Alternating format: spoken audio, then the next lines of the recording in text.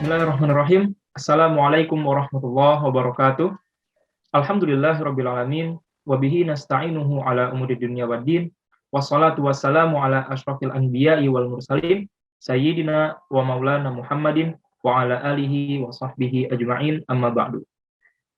Halo teman-teman semua, kembali lagi bersama saya Zikri pada acara Opus obrolan puasa yang diadakan oleh Himpunan Mahasiswa Jurnalistik STID Muhammad Nasir.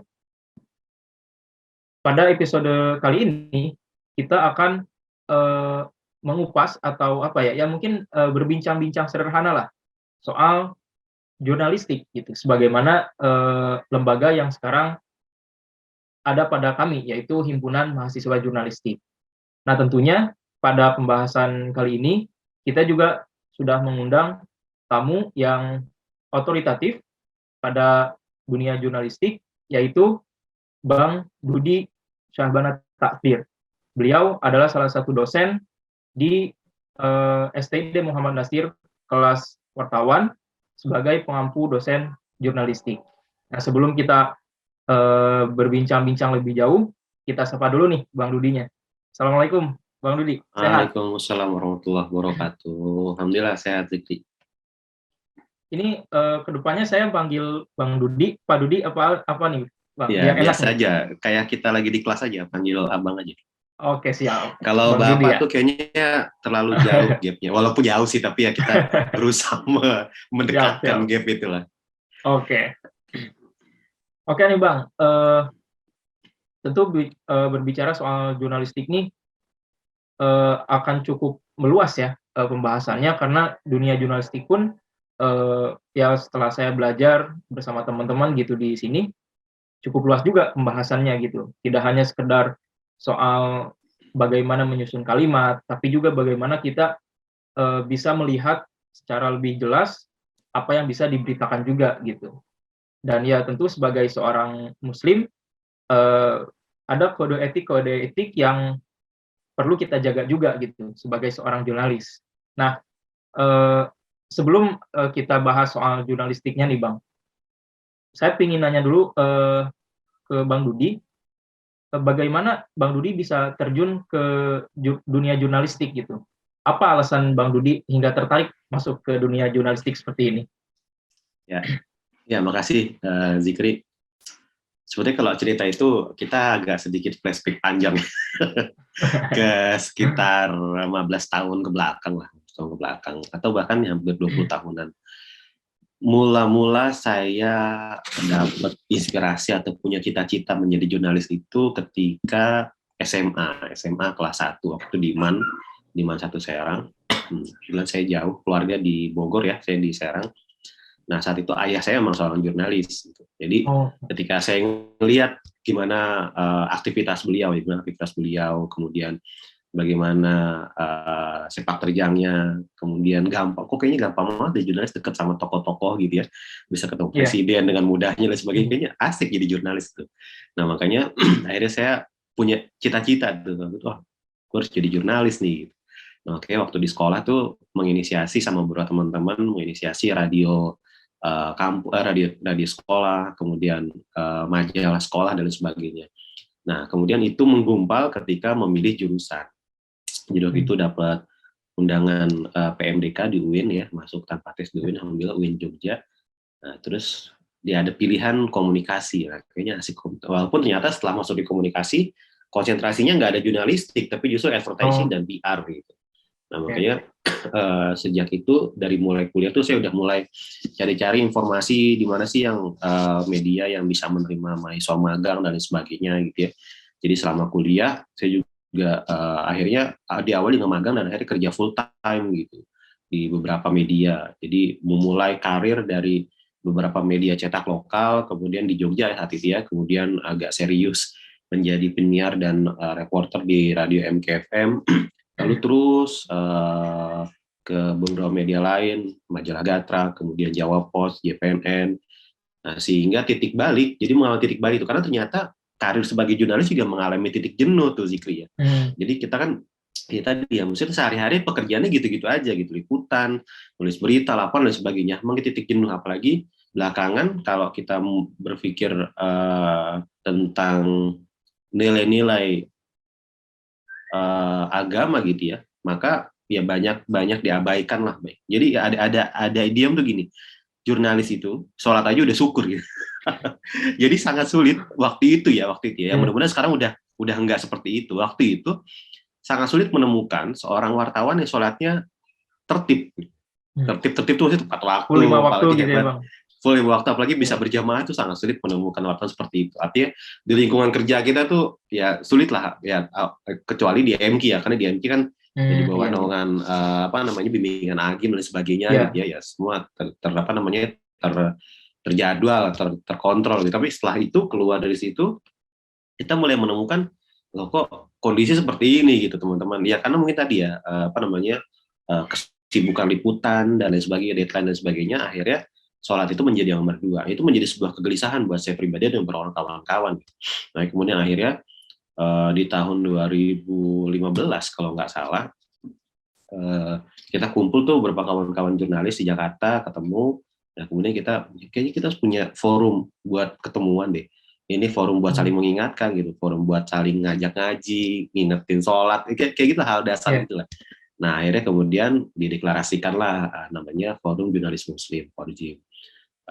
Kemudian di periode kedua saya didaulat jadi ketua umum. Nah 2018 itu jadi 2015 periode pertama, kemudian periode kedua 2018 sampai sekarang di periode kedua kepengurusan saya di ketua umum. Jadi gitu, kalau flashback dari mana inspirasinya? Dari orang tua. Kemudian kalau ditanya apa yang mendasari atau motivasi yang terkuat menjadi seorang jurnalis, saya berpikir yang pertama gini, ada satu quotes yang itu saya baca waktu itu saya kelas 3 MTS ya, SMP, dan sampai hari ini masih menjadi pegangan saya. Jadi quote dari host Cokro Aminoto, beliau bilang gitu, beliau bilang dan tertulis ya, beliau bilang gini, kalau Anda ingin menjadi pemimpin besar, maka menulislah seperti wartawan dan bicara seperti orator. Nah, dari situ saya berpikir bahwa memang dua kemampuan ini, kemampuan menulis dan kemampuan bicara adalah hal terpenting yang harus dimiliki oleh setiap individu muslim, apalagi dia ngomong aktivis dakwah gitu ya. Maka dua kemampuan itu penting banget gitu.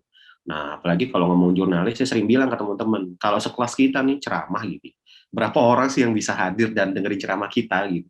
Paling 20 orang, 50 orang udah hebat banget lah gitu. Tapi bayangkan, karena kelas kita jauh ya, kalau kelas UAS atau kelas Ustadz Adi Hidayat kan sekali ceramah tuh yang datang jutaan orang ya, kalau kita 50 orang aja udah hebat gitu. Nah tapi bayangkan kalau dakwah itu kita tulis, kemudian kita sebarkan, ya kita sebarkan melalui media gitu, itu kan yang baca bisa ribuan bahkan jutaan orang gitu. Maka efeknya adalah ada efek multi efek kebaikan gitu, sehingga orang bisa mendapatkan dakwah kita lebih luas jangkauannya. Itu yang menjadi motivasi yang utama. Yang kedua jelas ya pasti seorang jurnalis berpikir bagaimana bisa menegakkan kalimatul haq dalam karya jurnalistiknya. Itu yang paling penting gitu, Zikri. Nah setelah lama berkecimpung dalam dunia jurnalistik ini Bang, menurut Bang Dudi sendiri seberapa besar sih pengaruh berita terhadap masyarakat gitu Bang? Wah, kalau ditanya seberapa besar sih, kayaknya sangat besar. Sangat besar. Makanya ini penting banget ya, nanti mungkin kita bisa ngobrol sedikit tentang bagaimana mengenali hoax dan lain sebagainya. Karena penting banget, apalagi era konvergensi media ya, perpindahan dari media cetak ke media digital, kemudian mulai muncul sosial media di berbagai macam platform gitu ya. Jadi kan nggak sedikit dari masyarakat kita yang gagap menghadapi itu gitu. Mereka berpikir bahwa semua berita sudah pasti terverifikasi kebenarannya. Mereka berpikir bahwa semua konten yang ada di sosial media benar, gitu ya. Akibatnya, ya banyak berita-berita nggak benar, banyak berita-berita hoax yang misleading dan sebagainya berseliweran di mana-mana. Apalagi salah satunya mungkin saya sering bilang ekosistem terbaik bagi informasi hoax adalah grup-grup WA, grup-grup WA gitu ya, itu jadi informasi terbaik bagi ekosistem hoax gitu. Ya, jadi tempat terbaik ya bagi informasi hoax. Kenapa? Karena tadi orang tuh tanpa baca lagi gitu ya, kemudian dia langsung share aja gitu ya, dia nggak lihat, dia nggak informasi. Nah ini kan banyak banget efek ya, terhadap pemberitaan. Apalagi kalau kita tahu misalnya ada salah satu teori komunikasi namanya teori hipodermik dari jarum suntik. Itu masyarakat atau publik itu tidak berdaya ketika diberikan informasi oleh media. Jadi media yang pegang kuasa gitu. Media mau menginformasi apapun, maka masyarakat atau publik akan menerimanya dengan ya udah kita nggak bisa milih. Itu walaupun mungkin sebagian udah nggak relevan lagi di masa konvergensi media, tapi saya rasa di Indonesia teori itu masih berlaku. Gitu. Sekarang kita contohnya nonton TV ya, nonton TV. Kalau kita nggak punya pilihan lain, sahur itu kita nggak punya pilihan lain kecuali kita nonton acara lawakan-lawakan nggak jelas itu ya, sahur gitu. Sama waktu berbuka puasa juga kita nggak punya pilihan, kita didikte oleh industri media. Itu yang terjadi hari ini. Makanya kalau ditanya seberapa besar, besar sekali dan penting sekali umat Islam menguasai media gitu. Ini penting banget. Gitu. Bukan cuma sebagai pekerja gitu ya, bukan cuma sebagai reporter, tapi justru pemilik media. Itu yang sering saya sampaikan. Karena siapa yang pegang media, dia mengendalikan informasi, dan siapa yang mengendalikan informasi, maka dia bisa mengendalikan publik. Itu kuncinya di situ tuh. Jadi penting banget informasi itu kita pegang. Penting banget konten-konten di sosial media itu kita feeding, kita isi kontennya dengan konten kebaikan. Karena kalau bukan orang baik yang isi, maka nanti yang isi akan orang jahat, gitu ya.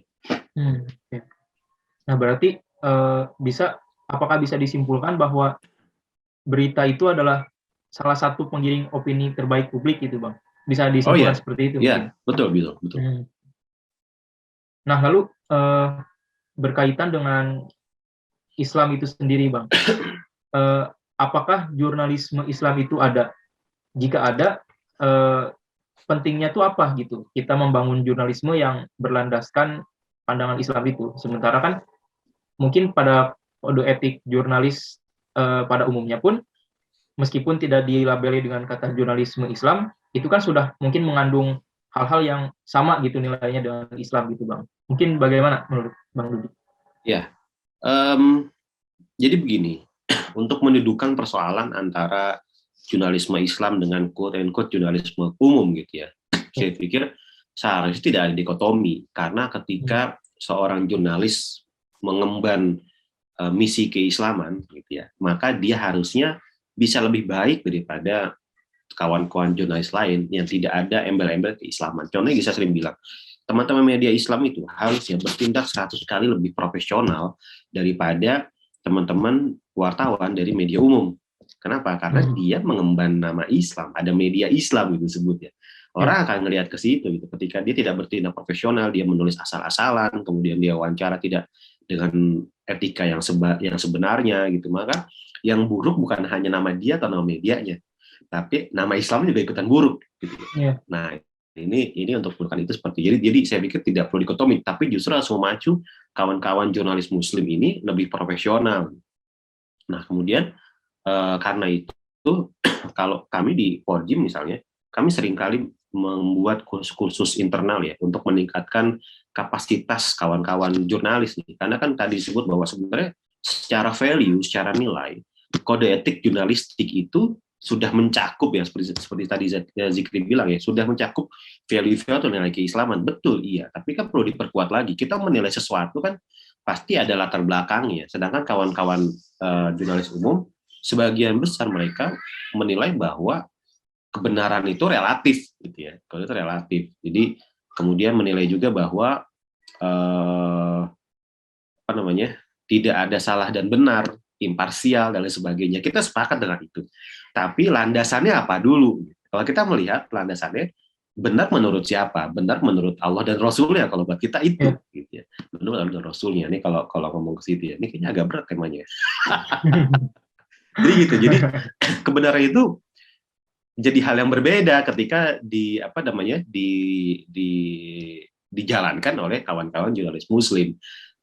Misalnya gini, dalam peristiwa liputan tentang isu-isu Ahmadiyah, misalnya, paling gampang lah, saya kasih contoh ya, paling gampang. Kawan-kawan jurnalis mainstream itu kan seringkali memotret dari sudut pandang hak asasi manusia, atau mereka dari sudut pandang minoritas bahwa ditindas dan sebagainya. kita sepakat bahwa tidak ada minoritas yang boleh ditindas. Di situ kita sepakat, gitu ya. Ya. Karena ajaran agama juga mengajarkan bahwa ketika kita harus mengayomi ya semua orang yang berada di bawah naungan Islam itu. Tapi kemudian persoalannya tidak sesederhana itu. Persoalan Ahmadiyah ini kan persoalan mereka mengaku-ngaku punya nabi lagi setelah Rasulullah gitu ya. Nah, buat kawan-kawan jurnalis muslim ini sudah final bahwa nggak ada nabi lagi setelah Rasulullah Muhammad SAW, itu udah final. Makanya ketika menulis berita, kita tidak membela mereka, gitu. Kita tidak membela mereka, tapi juga kita tidak membenarkan anarkisme yang dilakukan oleh orang-orang yang apa istilahnya? Ya apa sih istilah? Ya itulah merusak masjid dan lain sebagainya gitu. Karena ada jalur lain yang bisa ditempuh gitu. Nah, kita berusaha mendudukan dua persoalan ini nih.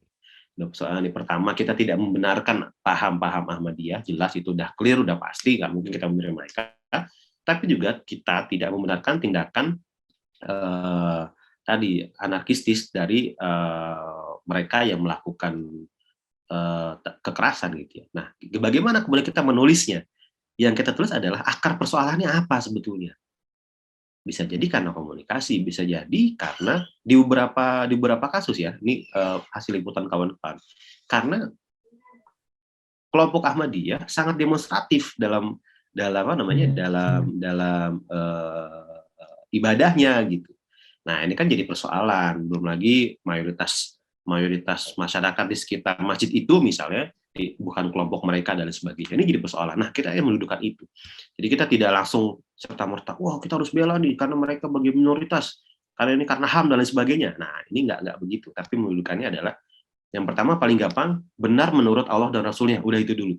Kalau dari situ, maka nanti kesananya beres. Makanya penting kawan-kawan jurnalis muslim itu paham tentang worldview Islam itu penting banget gitu. Karena dari situ mereka akan ngerti bahwa mereka ada di posisi mana ketika meliput banyak persoalan-persoalan yang menjadi sorotan publik.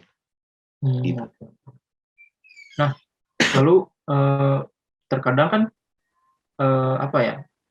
beberapa media itu membuat narasi-narasi kebencian, Bang, yang dilontarkan untuk kelompok tertentu dengan mengatasnamakan jurnalisme Islam gitu.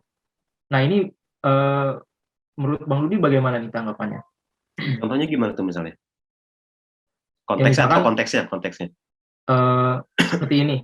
Jadi ada jurnalis Islam yang dianggap kurang mengakomodir keberagaman, melegitimasi gerakan anti Barat dan segala macam gitu, Bang. Nah, itu gimana tuh? Kadang itu juga jadi topik yang seru kalau kita baca-baca tuh. Iya, betul. Ini menjadi perdebatan yang nggak pernah selesai. Saya dan kawan-kawan di Forum seringkali diskusi dengan kawan-kawan lintas organisasi lain ya, organisasi jurnalis lain kan kita tahu ada banyak organisasi lah, saya nggak perlu sebut nama-nama organisasi itu. Seringkali kita dianggap sebagai kelompok yang radikal. Kita bilang tunjukin dong radikal kita tuh di mana gitu. Kita ngebom nggak enggak, kita ngajak orang ngebom nggak enggak gitu. Tolong tunjukin radikalnya kawan-kawan jurnalis muslim itu di mana gitu ya.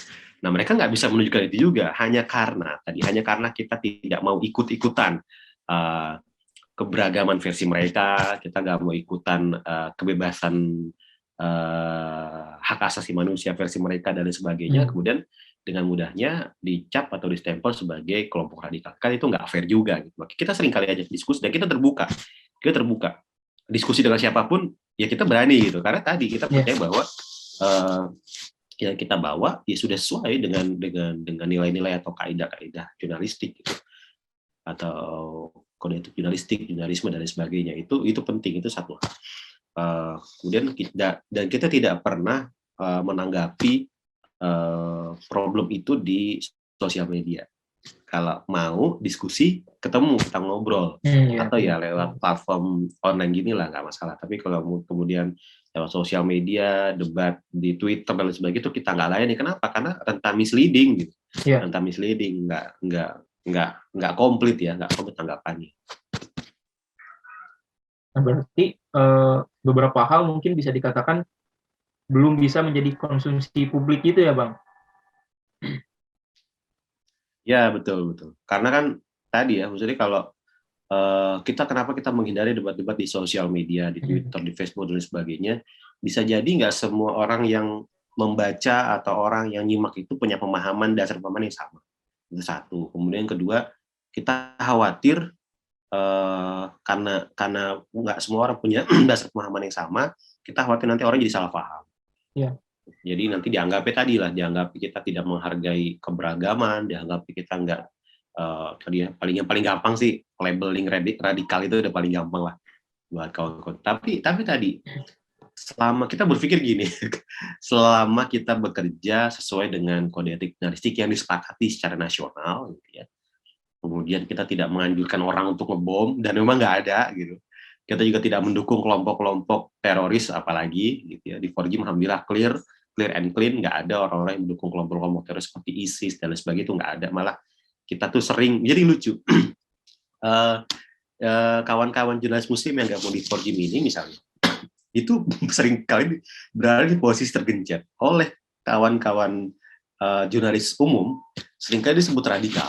Nah, oleh kawan-kawan dari yang mereka simpatisan atau terafiliasi ke kelompok-kelompok ekstrim ya, kita sering disebut kafir loh.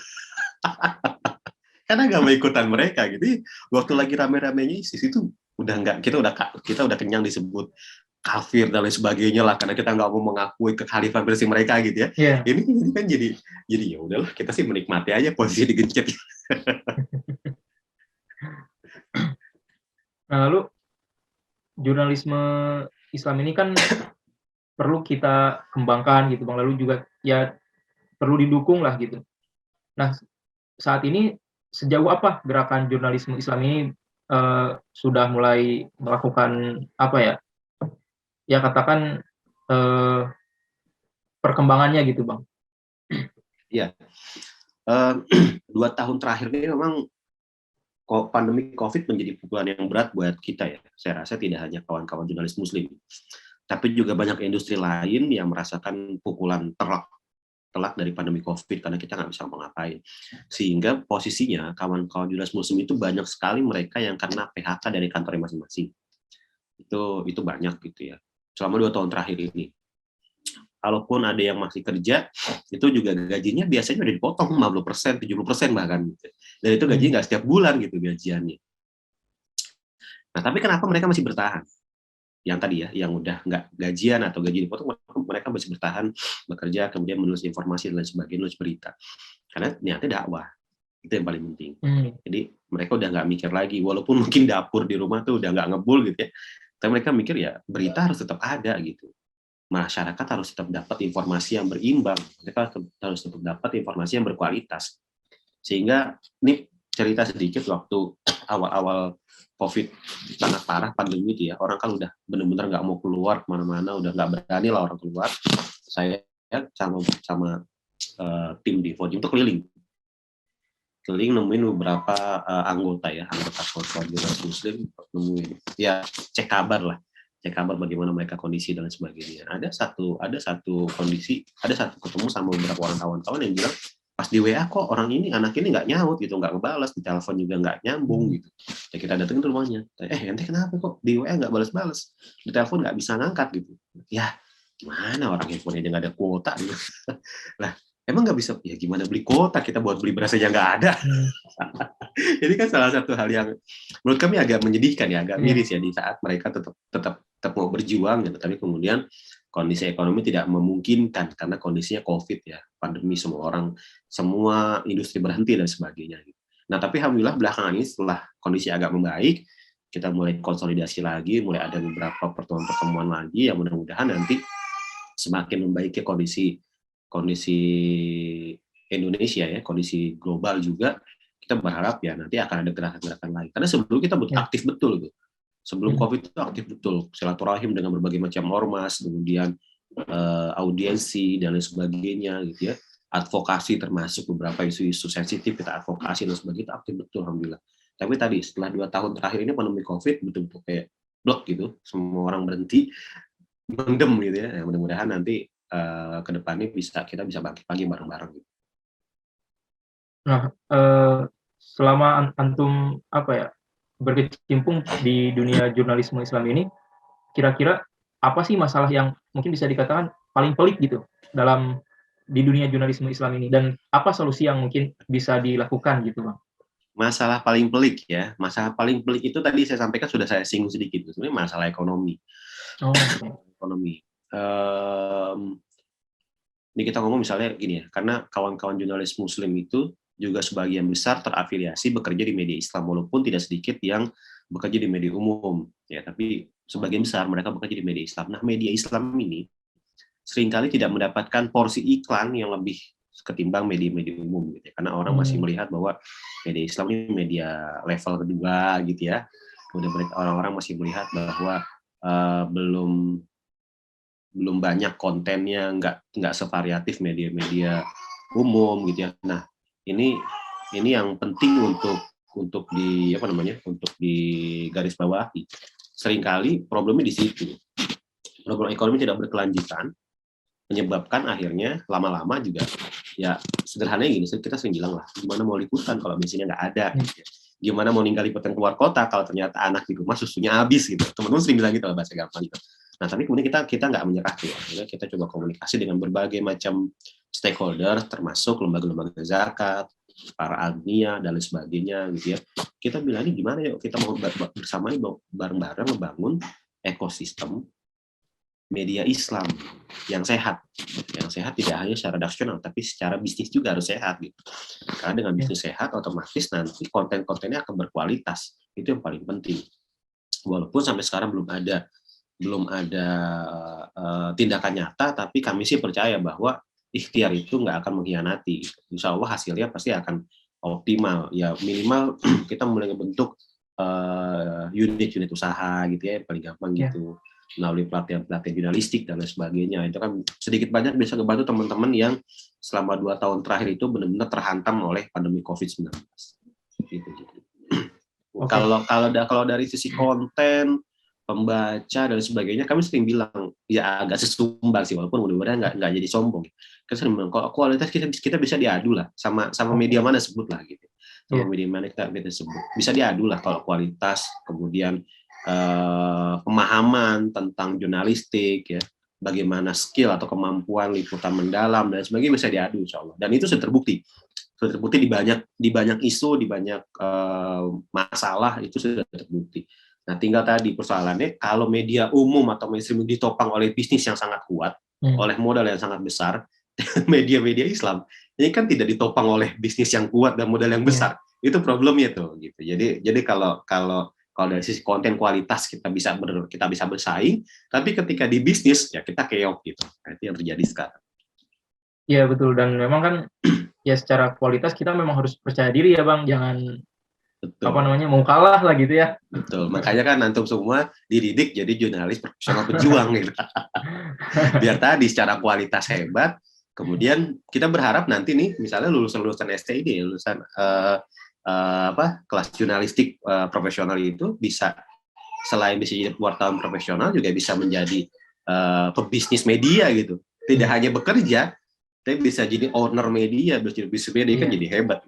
Amin. Ada 10 orang, angkatan itu 10 orang misalnya nih, 10 orang masing-masing menjadi bisnis media, punya 10 media masing-masing, terus bisa punya rangkaian bisnis yang lain, itu udah ya alhamdulillah banget gitu ya, jadi semua tuh istilahnya gitu ya.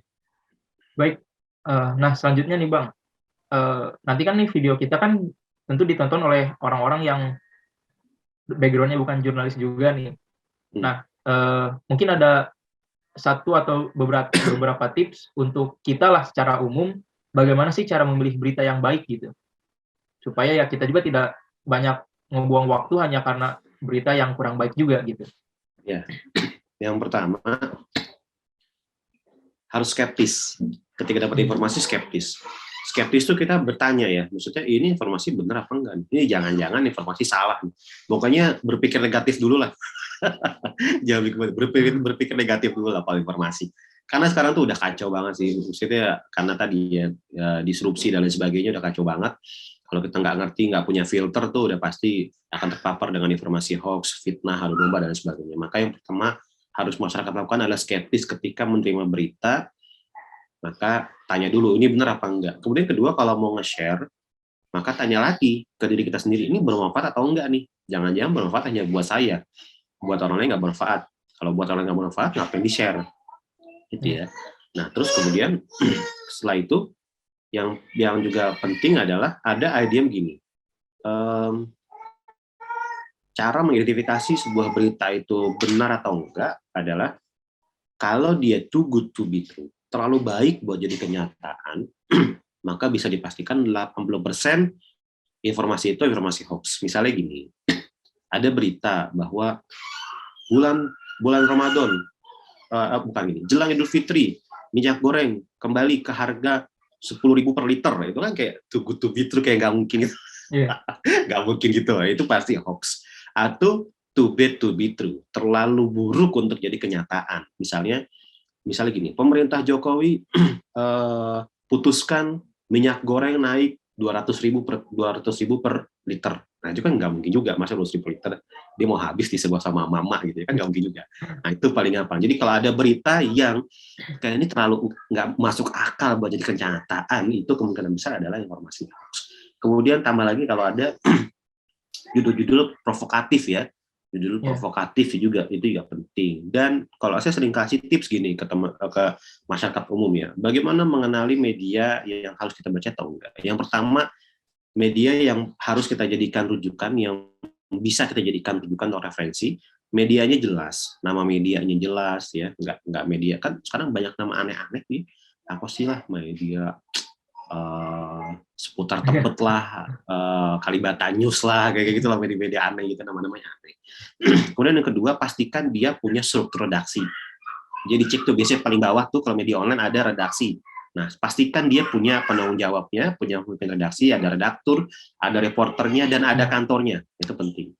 Dan bagus lagi kalau media itu ada nomor kontak yang bisa dihubungi. Itu paling penting. Karena seringkali media-media pendulang AdSense aja. Kenapa saya bilang pendulang AdSense? Karena banyak media orang-orang yang bikin website mengatasnamakan nama Islam, misalnya apalah, ya.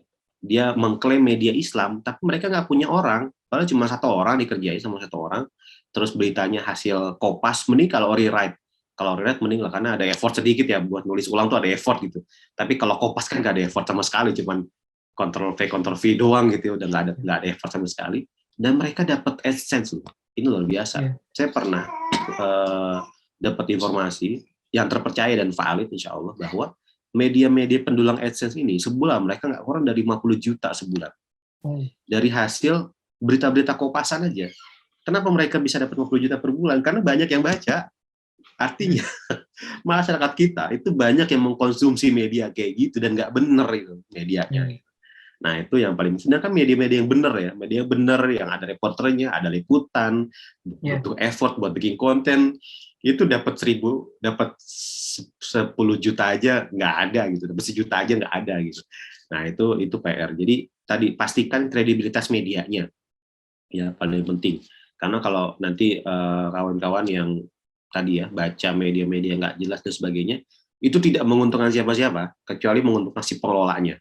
Semakin banyak yang ngeklik, semakin banyak dia dapat dolar, dan dia nggak ada kontribusi apa-apa terhadap umat gitu. Cuman ya menjadikan umat Islam sebagai kue aja, gitu. Bagi kue yang enak dimakan sama dia lewat tadi iklan Google. Nah, lalu belakangan ini kan suka ada tuh Bang, apa ya, mungkin bisa dikatakan fenomena jurnalis freelance itu Bang. Mungkin termasuk itu ya, apa namanya, salah satunya gitu yang mendulang apa namanya ya, berita-berita yang bombastis tapi entah gimana apa namanya faktanya gitu. Kalau zaman dulu kita mengenal ada istilah WTS, wartawan tanpa surat kabar. Jadi dia zaman dulu tuh dia cuma ngantongin ID card wartawan gitu, kemudian dia liputan, cuman pengen ikut makan siang gitu misalnya, terus pulang minta transport sama panitia. Itu dulu begitu. Nah, sekarang juga masih ada kayak gitu. Jadi kan sekarang gampang ya, orang modal 800.000 udah bisa punya website ya gak sih? Bisa bikin website, punya domain, punya hosting, terus berlagak seolah-olah ini adalah media gitu. Dia tinggal cetak ID card, wartawan atau pers gitu, percetakan paling berapa sih, 40.000, 50.000, beres, dia bisa liputan kemana-mana, bisa ngaku-ngaku sebagai wartawan. Itu fenomena itu juga betul. Fenomena kemudahan orang membuat website juga jadi salah satu poin yang memperparah disinformasi. Ya. Oke, nah terakhir nih Bang, sebelum kita tutup, sebagai jurnalis senior, Bang Dudi, apa pesan untuk kita nih generasi muda Islam yang tertarik untuk ikut terjun di dunia jurnalistik kayak gini? Oke, yang pertama saya bukan jurnalis senior. Tapi kan bagi kita Karena banyak senior tuh. Bang. Ya, saya lebih dulu lahir aja lah, lebih dulu belajar. Ya. Jadi ya bercanda sih, ya bercanda. Jadi gini, apa tadi apa pesan untuk kita nih yang ingin terjun di dunia jurnalistik? Oke, yang pertama, ini juga dipesankan kalau saya di Gatra waktu itu. Kalau mau jadi wartawan jangan berpikir kaya, itu satu.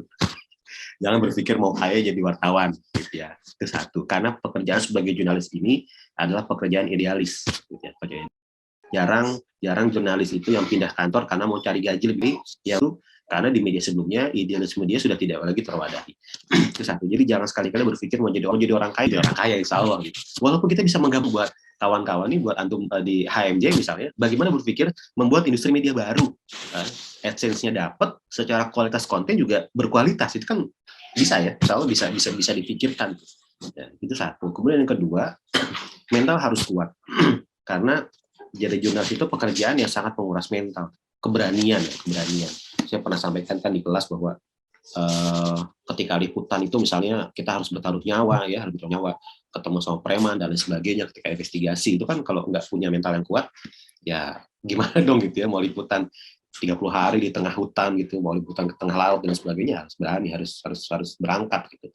Kemudian yang ketiga, jangan lupa bahwa pekerjaan kita adalah pekerjaan yang mulia. Ini bisa memotivasi sih kalau buat saya pribadi. Ini memotivasi kenapa kok kita mau berpeluh-peluh, capek-capek gitu liputan dan sebagainya.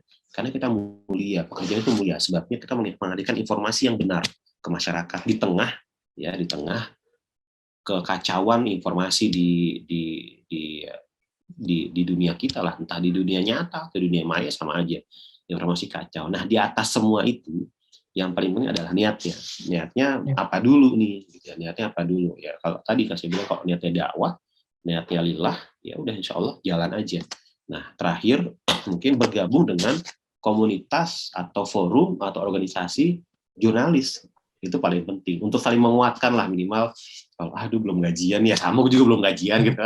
Jadi untuk saling menguatkan gitu, semua besar satu sama lain gitu ya. Jadi itu problem laten lah. Cuma ya kita kadang udah jadi bercandaan aja lah, udah nggak apa-apa lah. Karena tadi tujuannya udah jelas ya, buat dakwah, buat lillahi kalimatillah, ya semua itu nyusul aja lah. Itu yang paling penting sih. Dan jangan, kalau tadi jangan berharap kaya, tapi juga jangan takut miskin jadi jurnalis. Kenapa? Karena salah satu hal yang nih saya buka rahasia jadi jurnalis ya. Salah satu hal terbaik menjadi jurnalis adalah kita punya jaringan, kita punya networking, kita punya koneksi ke semua lapisan orang.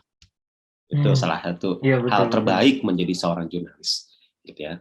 Jadi insya Allah kalau kita mudahkan hidup orang akan banyak mudahkan hidup kita ya. Allah yang menggerakkan orang itu untuk mudahkan kita. Jadi gitu. Jadi salah satu hal terbaik menjadi jurnalis adalah mempunyai koneksi, jaringan, networking yang luas dan sangat luar biasa. Itu yang membantu sekali dalam bertahap-tahap kehidupan kita, insya Allah. Oke, kalau gitu. Makasih nih Bang, udah mau sharing-sharing dan diajak ngobrol nih sama kita. Sama-sama. Nah, untuk teman-teman semua, jadi itu pesan dari Bang Dudi ya, untuk kita-kita yang ingin masuk ke dunia jurnalistik. Yang paling penting adalah mental kita harus siap gitu. Jangan dikit-dikit mundur, takut liputan mundur gitu. Tentu kan justru disitulah nanti kita bisa bercerita, dapat pengalaman juga segala macam gitu. Sekali lagi terima kasih nih Bang Dudi udah menyempatkan waktu untuk kita. Dan yang paling penting lagi, kuliahnya di STD Muhammad Nasir. Nah itu yang paling penting. Silakan buat teman-teman yang tertarik bisa ikut kita nih di kelas jurnalis profesional wartawan STD Muhammad Nasir. Oke, untuk teman-teman semua, jangan lupa untuk mengaktifkan notifikasi dari channel kita supaya tidak ketinggalan episode-episode berikutnya. Baik, kita tutup. Subhanakallahumma wa bihamdika asyhadu an la ilaha illa anta astaghfiruka wa atubu ilaik. Barakallahu fikum. Assalamualaikum warahmatullahi wabarakatuh. Waalaikumsalam warahmatullahi wabarakatuh.